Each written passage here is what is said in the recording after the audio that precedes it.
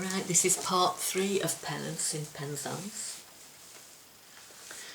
The water draining from the cliffs had formed a shallow, hesitant river across the beach, and Jonathan got down on his hands and knees and crawled through it, sinking into soft sand, fingers digging into the moist, receptive earth.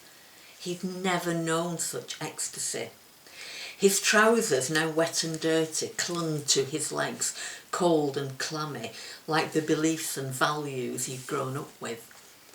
Scrambling to his feet, he ripped them off with his free hand, shoes too, and socks, and ran down to the water's edge and threw them all into the sea. There were tiny pebbles there of pure white marble and glistening quartz. They spoke of the purity in his heart. He added the prettiest of them to his collection. A small red shard of a brick lay amongst them, perhaps all that was left of Grandma's house, a house where he'd felt warm and safe and loved.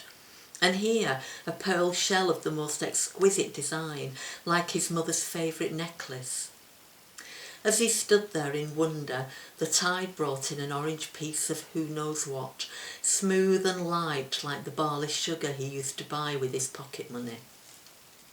Opening his palm, he looked at the things he'd collected, lying there like jewels in the sunshine. All the precious things that had been forgotten. They were pieces of him that had been chiselled away, broken fragments of beautiful things that were once whole and fresh and new. His heart recognised them instantly, and he wept for the parts of his soul that had been lost. Yet here they were. They'd always been here, waiting for him to find them. He would put them back together, honour them, breathe life into them, for today was his epiphany, tomorrow was his future. Well, well, what we got here then? It was the Penzance constabulary in the form of Nathan Runnels. You do know, sir, that it's an offence to walk about in your undergarments. Whatever would your father say? Nathan had been a labourer at one of the local farms before he'd been recruited to keep the peace. At school he'd been as shy as Jonathan, but whereas Jonathan was untouchable by virtue of his father's wealth and standing in the community, Nathan had been taunted and bullied by the older boys. Not anymore. His uniform gave him an air of authority that could not be denied, especially as he was fond of reminding people that he'd never had to blow his whistle to summon backup. With his wooden staff and handcuffs dangling from his belt, he looked invincible. There was no doubt that Nathan Runnels was now all man and proud of it. But Jonathan knew how deceiving appearances could be. Off-duty Nathan was still the bullied little schoolboy living in squalor, his room as sparse as the cells that housed the drunkards and blackguards that he arrested. His home was a small top-floor room above the police station, with just an iron bedstead and a chair for company, and an outside toilet that smelled of vomit and piss.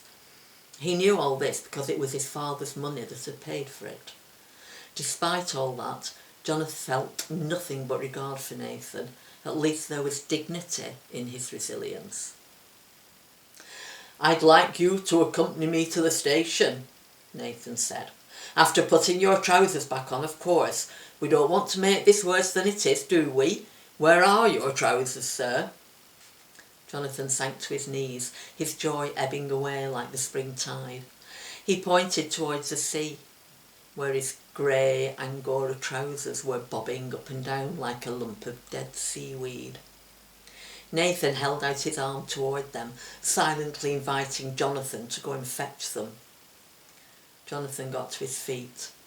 By now the commotion had attracted a crowd of bystanders on the promenade, who were giggling and pointing, curious to see what the gentry wore under their trousers. A part of him wanted to run away, run into the sea and keep on running until the water filled his lungs and ended this humiliation. But there was another part, the part that had shouted hallelujah at the sea, the part that had defied his father. And it was that part that made him rip off the rest of his clothes and run toward the crowd, waving his arms about wildly with Nathan in hot pursuit. It was his last defiant gesture before his incarceration. Jonathan would look back on that day with great fondness, not only because it was the day his father died of a heart attack, but also because it was the day he swapped his privileged life at Coombe House for the asylum at Bodmin. His mother, bless her, forgave him for causing her husband's untimely demise and paid a tidy sum for him to have his own rooms in the asylum. She also managed for the Shoals of Glidden typewriter to be taken there, much to the protestations of the office clerk at the factory. Jonathan began to write immediately, filling a whole shelf at the local library in no time at all. The tin smelting factory, having been bequeathed to cousin Roland, closed down a few short years later when creditors called in the loans that Roland had taken out to fund his lavish lifestyle. Jonathan's father would have turned in his grave.